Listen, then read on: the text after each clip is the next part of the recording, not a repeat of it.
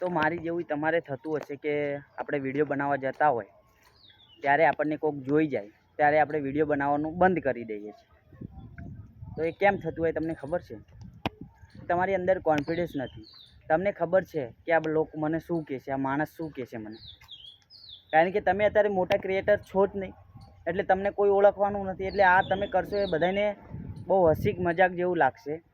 પણ જો હું તમને એમ કહેવા માગું છું કે આ વિડીયો જોયા પછી તમે વિડીયો બનાવવાનું સ્ટાર્ટ કરો. કારણ કે ગુજરાતની અંદર એવા કેટલા પણ લોકો છે જે જરૂરિયાતમંદ છે અને જેમના સપના પણ મોટા છે અને એ માગે છે કે હું વિડીયો બનાવું, પણ ફ્રેન્ડ તરીકે કે કોઈ પણ લોકો એમને વિડીયો બનાવતા અથવા કોઈ નાની સ્કીપ કરતા હોય, રીલ્સ બનાવતા હોય અને એ જોઈ જાય છે એ લોકોને અને એ જગ્યાએ વિડીયો બનાવતા હોય અને એ ભાઈ આવી જાય કે એ જગ્યાએ કોઈને જોઈ જાય તો વિડીયો બનાવવાનું તરત જ બંધ કરી દે. બધું છોડો યાર, બધું આપણને ના સારું લાગે. આપણે આપણા લક્ષ્ય ઉપર જવું, દ્રક્ષ ને લક્ષ્ય જે પણ બોલવામાં મિસ્ટેક થાય તો માફ કરજો. આપણે જે વિચાર્યું છે, આપણા સપના વિચાર્યા છે, જો મેં અત્યાર લગીને જે વિચાર્યું છે એ મેં તો હું કરી ચૂક્યો જ છું. એનું મતલબ તમને એનું ઉદાહરણ આપું. પહેલાં હું ડીશ ટીવીનું કામ નહોતો કરતો. ડીશ ટીવી, એન્ટીના, સેટેલાઇટ એ મારે શીખવું હતું કે હું કઈ રીતે સેટ કરી શકું, હું આનો કારીગર બનું, ટેકનિશિયન બનું. તો મને વાર લાગતી હતી કે સારું નહીં થાય. પછી 2 વર્ષ એમાં મેં ભોગ આપ્યો. પછી એ વસ્તુ પણ થઈ ગયું.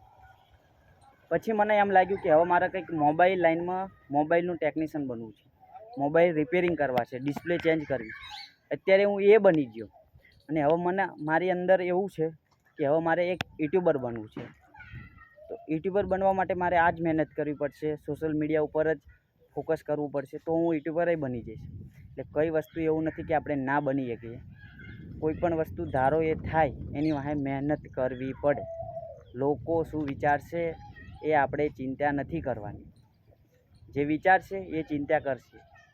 જય માતાજી મિત્રો. આજનો આપણો મિની બ્લોગ કેવો લાગ્યો? સારો લાગ્યો હોય તો વિડીયોને શેર, ફોલો, સબસ્ક્રાઈબ અને કોમેન્ટ પણ કરતા રહેજો. ને આપણે આ વિડીયો યુટ્યુબ પર અપલોડ થવાનો છે એટલા માટે સબસ્ક્રાઈબ બોલ્યા છે, પણ મજાક ના ઉડાડતા. મને મજાક ઉડાડે તો મને બહુ જ મજા આવે છે. તો મળીએ નેક્સ્ટ મિની બ્લોગમાં. જય માતાજી.